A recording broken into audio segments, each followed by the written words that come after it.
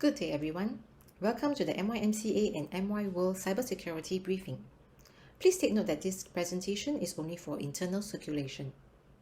The MIS department would like to bring you through this briefing for you to be equipped with basic security knowledge. The objective of this briefing is to get everyone to know how to play a part in protecting our office network and systems against data breaches and hacking attacks. To do that, we will elaborate on certain current cyber threats and how to protect ourselves against them. Next, we will show you where you can find our existing policies, procedures, and processes that we have in our organization for your compliance. Lastly, we will have a summary of best practices on the usage of office devices to keep our network and systems safe.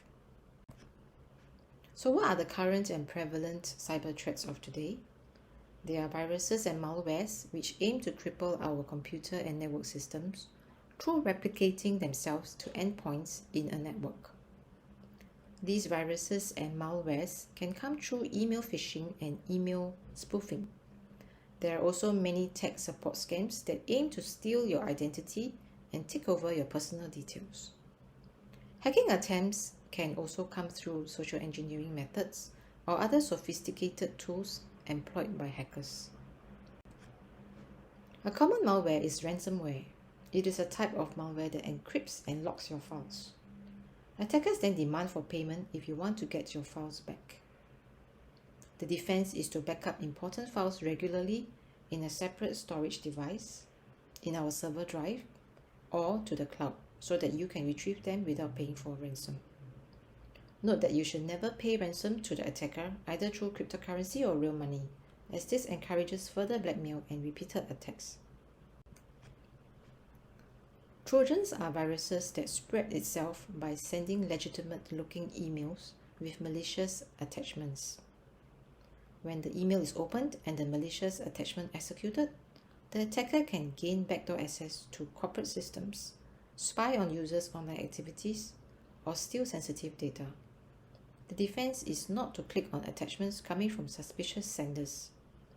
Always check with senders if they have indeed sent the attachments when you find the email suspicious. Email phishing aims to impersonate legitimate organizations via email to steal sensitive data. Watch out for telltale signs such as bad grammar, poor formatting, and unusual content. Do not click on any links that request for you to log in or change your passwords. This is an example of a phishing email. You can see that the formatting is poor, different fonts are used, there are grammar mistakes, spelling errors, and an odd email signature. Hence, do not fall for such emails by clicking on the attachment, as it will introduce malware and virus into your computer. Always be vigilant. Email spoofing is another technique used to trick users into believing a message came from a trusted person or entity. The sender forges email addresses via email headers. The defense to email spoofing is to look closer at the real email address instead of the name of the email address. If in doubt, contact MIS to check the authenticity of the email before clicking on any links or attachments. Tech support scams are phone calls from scammers who pretend to be someone from a governing authority or legitimate service provider. They falsely claim that your computer or your network has been compromised and trick you into downloading a remote access software for them to solve your problem. However, by doing so, they can gain full access to your computer to steal your personal data and banking details. Other than our MIS team or trusted vendors, do not allow any outsiders to remote into your computer. Last but not least, there are various hacking attacks to be aware of. One such attack is brute force attack, where the hacker uses trial and error methods to guess your login information. Hackers can also use software tools to work through all possible combinations in a hope to guess your password correctly. The defense to this attack is to use complicated passwords that are difficult to crack. Changing your passwords regularly and using 2FA also minimize the risk of this attack. Another popular hacking attack is man-in-the-middle attack. This happens when the attacker secretly relays and alters communication between two parties who believe they are communicating with each other. The defense to this attack is not to use public Wi-Fi that are insecure. Through the rogue Wi-Fi network with a fake SSID, the attacker can intercept all your online communication and transactions. After the awareness of current cyber threats, what can we do to defend and protect our network and data? This can be done through our people, processes, and software tools to guard against attacks. We need our people to not only be equipped with cybersecurity knowledge, but also to be vigilant and compliant to our work processes. Through trainings, briefings, email broadcasts, adhering to office policies and SOPs, or even reading widely on tech news, you can be equipped with more knowledge about cybersecurity and adopt best practices on usage of your devices. All staff are also required to take the Cybersecurity Quiz and pass it. We have our IT policy, SOP, help guides, PDPA policy, and data breach management plan saved in our intranet and public shared drive for your reading and compliance. As protection of personal data is crucial for our organization, please also read our PDPA policy and data breach management plan and abide by them. We seek your cooperation from all staff to read the policies and procedures and to adhere to them for protection of our network systems and data. All of the above can be found in our intranet and shared public drive. Last but not least, the tools we use for security include ESET antivirus, 7-zip for encrypting our files with password protection, and VPN to remotely access our office files and systems from home or remote centers. Please ensure the ESET antivirus is working on your computer and keep the modules regularly updated. To check if you are protected, you should click on the ESET icon on your computer, typically found on the bottom right side of your screen, and check if your protection status is green. If the status is yellow, it indicates that your web access and your email client protection is disabled or paused, or there could be outdated modules in your update.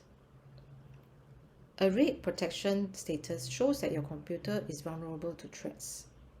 Generally, you will see an alert message that explains why protection is not ensured and recommending actions to take. If in doubt, contact MIS. When you are prompted to update your Windows, do it promptly. Do not keep your computer on for several nights without shutting down or restarting to install updates. Use strong and complex passwords for all user logins. Change passwords regularly, at least every 6 months, and do not share your passwords with others. Where possible, always choose to use 2FA to log into systems for access of sensitive applications. For files with sensitive data, make sure to zip them with password before sending to others.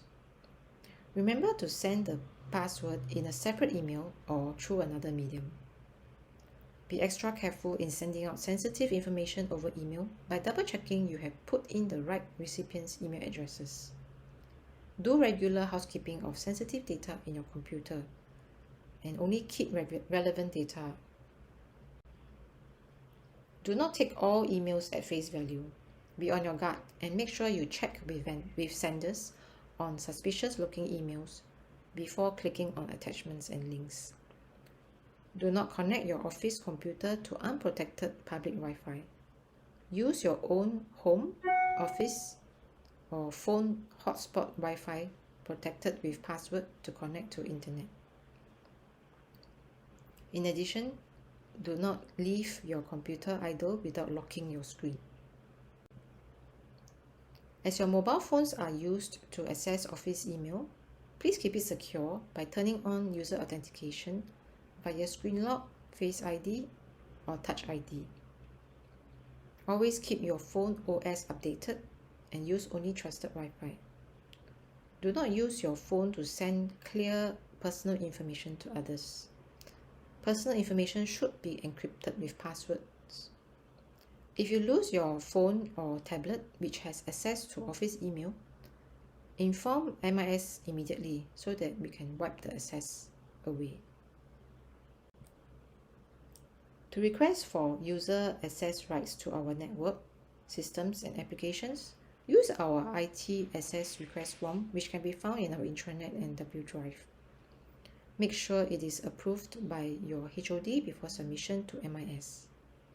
For leasing our computers, please submit the form at least 1 month in advance so as to give us ample time to provision the computer for the staff.